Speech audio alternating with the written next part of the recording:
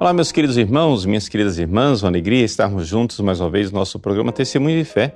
Aqui quem fala é o Padre Paulo Ricardo e quero acolher você nesse programa que nós fazemos todas as semanas, refletindo sobre o Evangelho e sobre os mistérios que a Igreja celebra em cada domingo.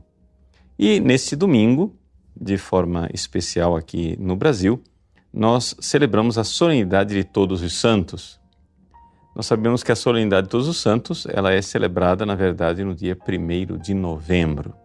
Né? Essa é a data para a Igreja do mundo inteiro. Mas aqui no Brasil, por não ser feriado, essa solenidade importantíssima é transferida para o domingo seguinte.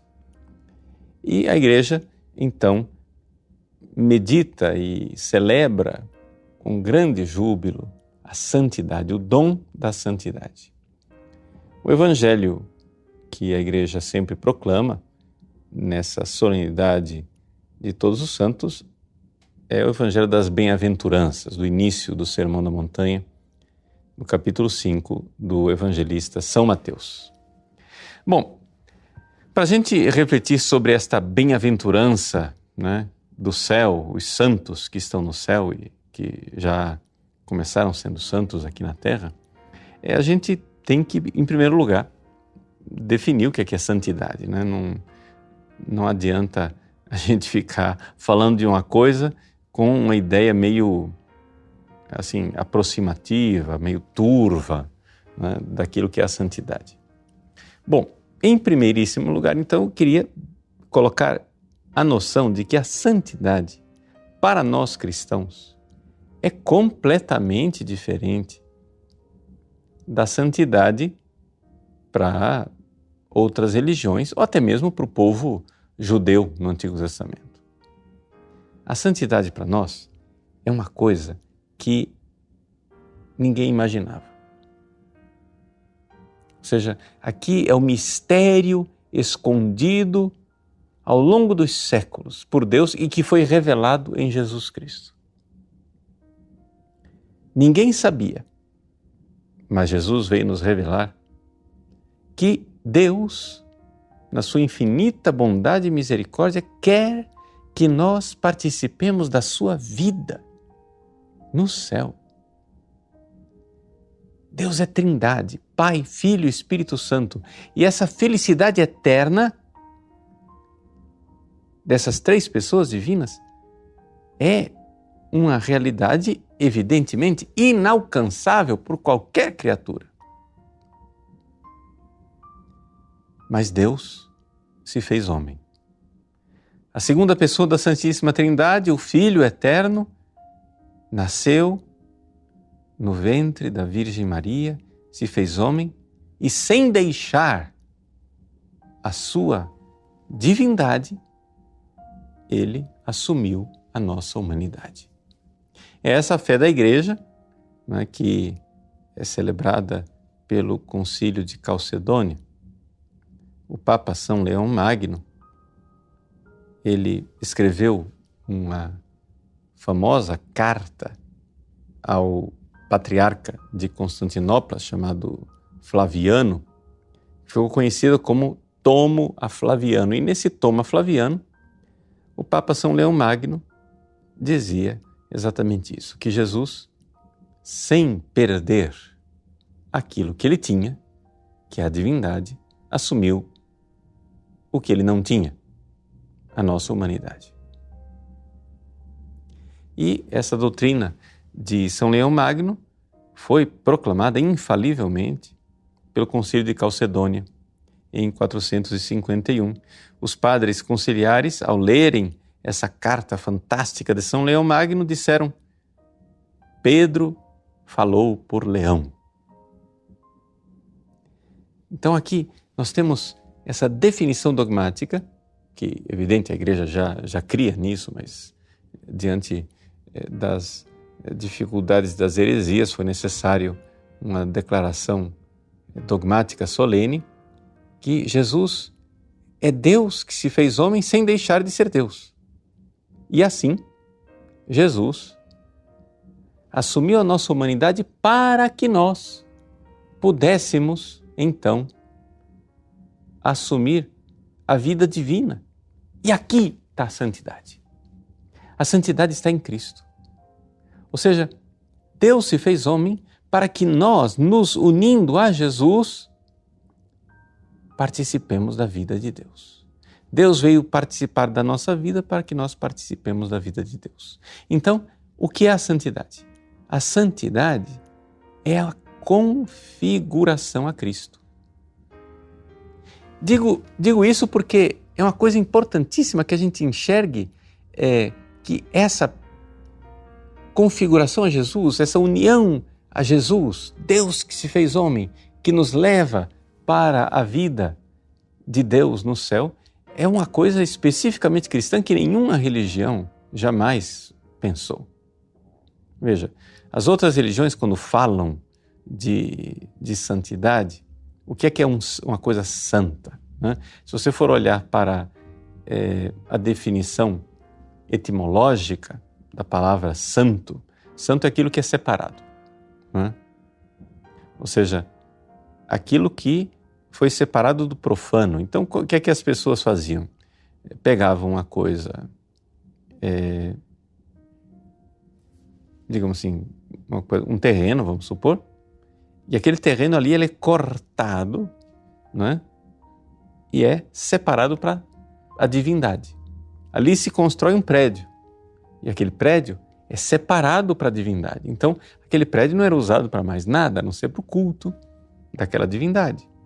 Quando você vai e separa, né, um altar ou um cálice ou objetos, né, das cerimônias litúrgicas das várias religiões, né, ali você está separando coisas para serem do uso divino. E santidade é isso. É simplesmente uma coisa separada, né? Essa experiência de santidade das várias religiões espalhadas pelo mundo. Claro que Israel, no Antigo Testamento, viveu isso de forma mais plena. Por quê? Porque uma vez que Moisés separou para o culto o tabernáculo, uma vez que Moisés separou os objetos litúrgicos para o serviço divino, Deus mesmo se manifestou santificando aqueles objetos com a nuvem, né? A presença divina que foi lá e santificou aqueles objetos. Ótimo, no Antigo Testamento tudo isso foi vivido, mas tudo isso era somente uma prefiguração. Era somente uma profecia, uma antecipação de uma santidade que viria depois. E viria plenamente em Cristo. Porque Deus, se fazendo homem, de Jesus em diante, nós temos o Santo dos Santos. É o próprio Jesus. Jesus chegou e disse: destruam esse templo e eu o reconstruirei em 3 dias. E ele se referia ao seu corpo, ou seja, a presença de Deus não estava tão forte no templo de Jerusalém quanto estava em Jesus. Por quê? Porque o que faz com que Jesus, a sua humanidade, corpo e alma sejam santíssimos é o mistério. Vou usar aqui uma palavra difícil, né? Mas importante. O mistério da união hipostática. Ou seja, é a divina pessoa, é a segunda pessoa da Santíssima Trindade que une a natureza humana e a natureza divina de uma forma extraordinária. E esta união, ela não destrói a nossa natureza. Ela une, mas sem confusão. São 2 naturezas distintas, mas sem separação. Unidas sem confusão e distintas sem separação. Esse é o mistério da santidade de Cristo, porque Ele é Deus que se fez homem. Ele é o Santo de Deus, Ele é o Santo dos Santos. Ele é Deus que habita no nosso meio. E agora, para nós irmos participar da vida de Deus no céu, precisamos estar unidos a Jesus. E essa união, ela acontece em primeiríssimo lugar na fé. As Sagradas Escrituras citam isso com muita frequência. O justo vive pela fé. O que é a fé? A fé não é um sentimento. A fé não é uma confiança. A fé é uma realidade derramada em nosso coração através de um dom de Deus e nós, pela fé, começamos a nos unir a Jesus. A fé, ela evidentemente, ela floresce e cresce na santidade.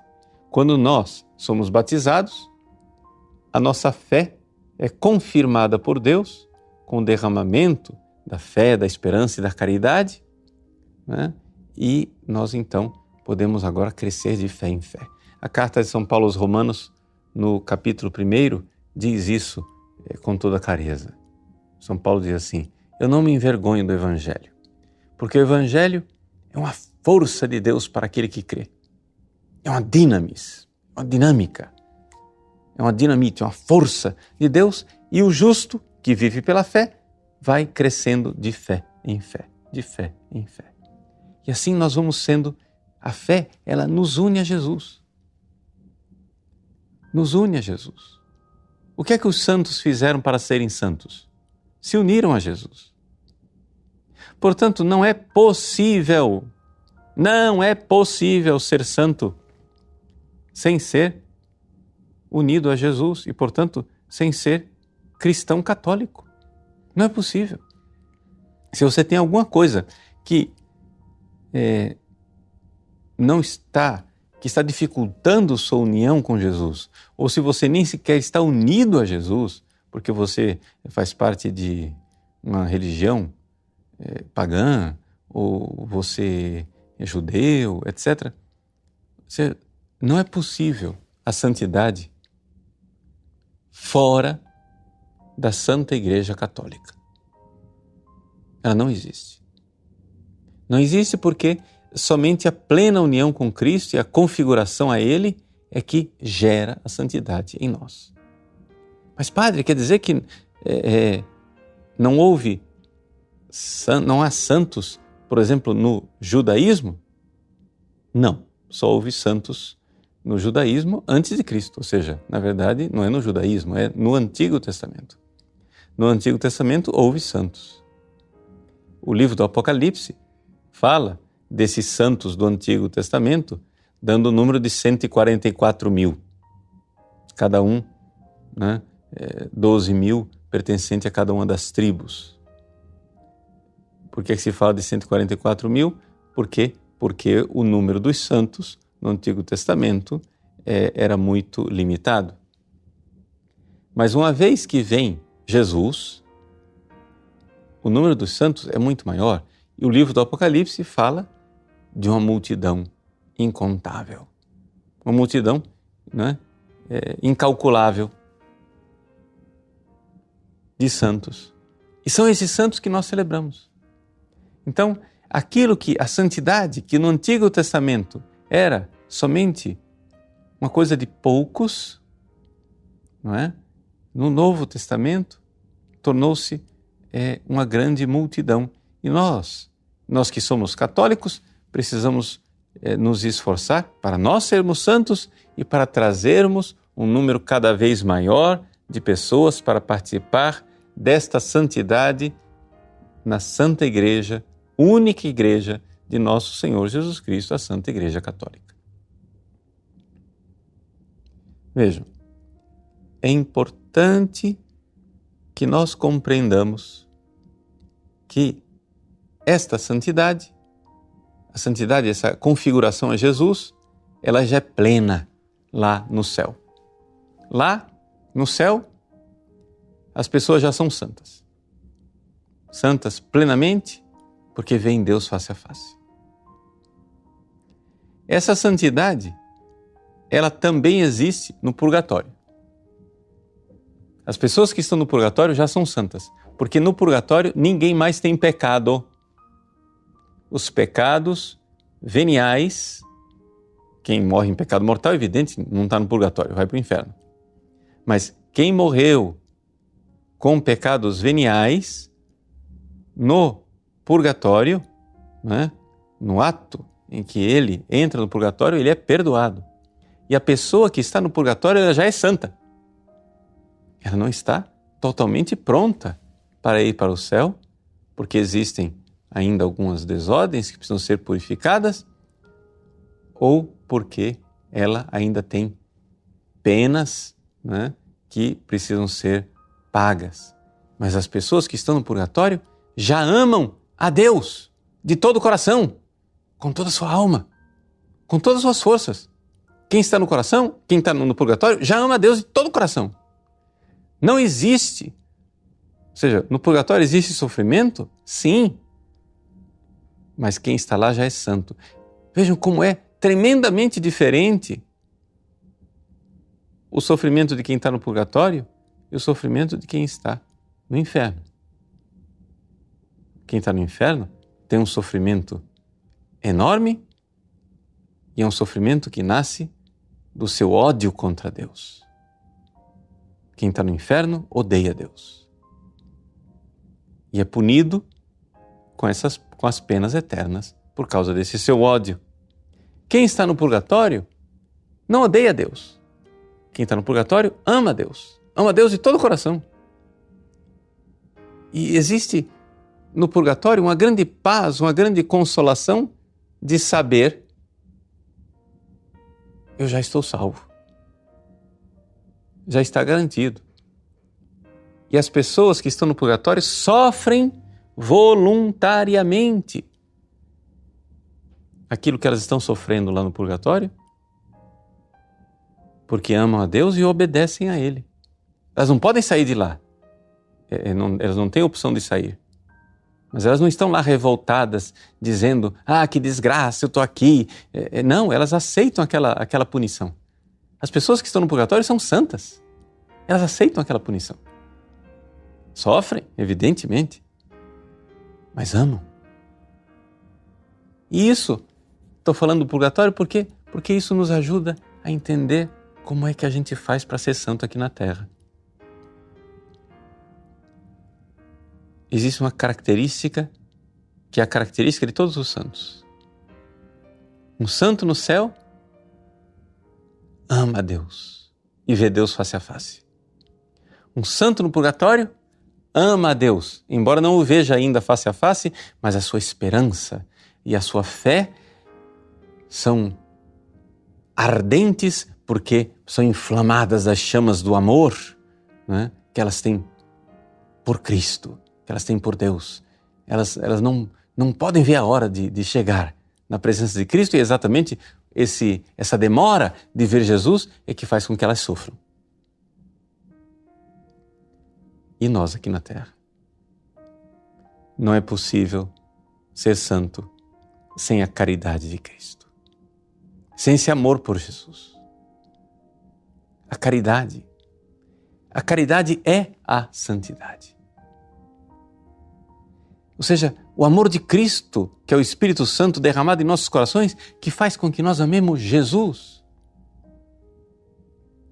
A santidade, ela consiste no amor, mas num amor que não é o meu amor, é o amor de Cristo em mim, configurado a Cristo. É um amor onde eu amo não com o meu amor, mas com o amor dele, o amor que ele me deu.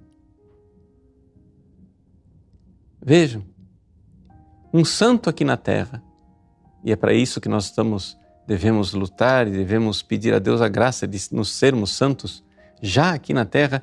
Um santo aqui na Terra ama a Deus com o Espírito Santo, ama a Deus de todo o coração. E porque ama a Deus de todo o coração, esse santo, essa pessoa se ama. Sabe por quê? Porque se você não ama a Deus, você não se ama. Deus é a raiz do seu ser. Se você não ama a raiz do seu ser, de onde você brota, como é que você se ama? Se você não ama a Deus, você não se ama. E, portanto, se você ama, o santo ama a Deus de todo o coração, ele se ama e, portanto, pode agora então amar o próximo como a si mesmo.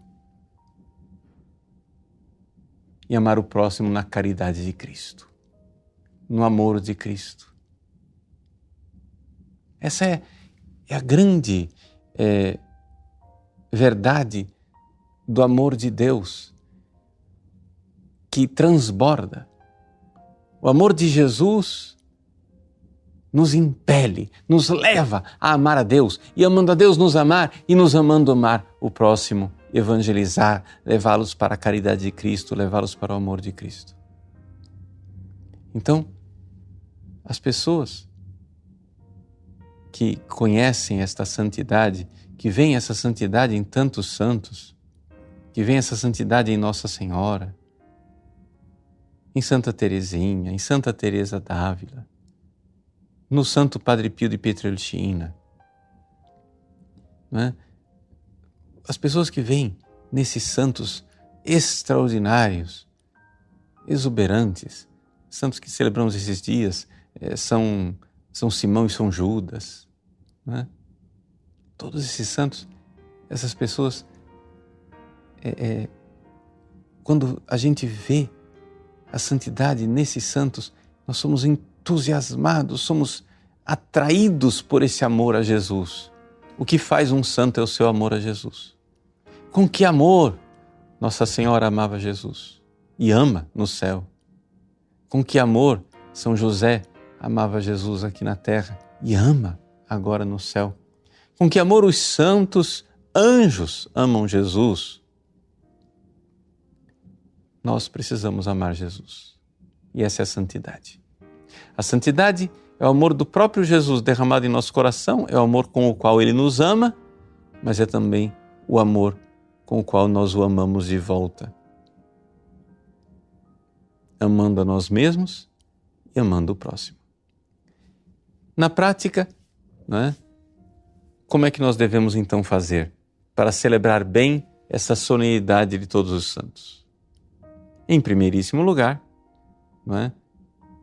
Uma alegria imensa, um louvor, uma glória que devemos dar a Deus. Por quê? Porque o que é o homem para que Deus se recorde dele, diz o Salmo 8, e no entanto o fizestes como um Deus. Por quê? Porque Jesus, derramando o Espírito Santo em nosso coração, fez com que esses santos maravilhosos amassem a Cristo já aqui na terra. Que maravilha! Que coisa extraordinária!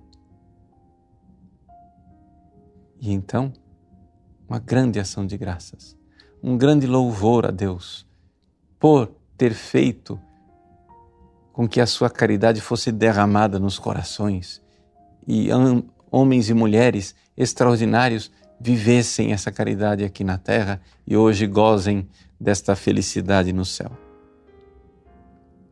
Em segundo lugar, a intercessão dos santos por nós. Nós devemos pedir a eles não somente as nossas pequenas necessidades materiais, que é infelizmente o que todo mundo só recorda de pedir, mas devemos pedir aos santos, nesse dia glorioso de todos os santos, que nos deem a graça de um dia concelebrar com eles a glória de Deus no céu.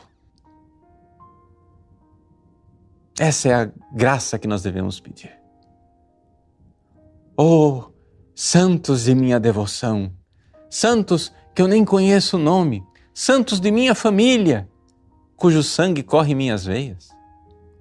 Vós que estais no céu e celebrais a glória de Deus, intercedei por mim, para que eu possa um dia convosco glorificar a Deus face a face no céu. E assim, vamos nós crescendo na santidade, vamos nós crescendo também na configuração a Jesus. Não existe santidade longe de Cristo. Somente nele, por Cristo, com Cristo e em Cristo, alcançamos a santidade para dar glória a Deus Pai Todo-Poderoso, na unidade do Espírito Santo, junto com todos os santos e anjos do céu, pelos séculos eternos. Amém. Deus abençoe você. Em nome do Pai, e do Filho, e do Espírito Santo. Amém.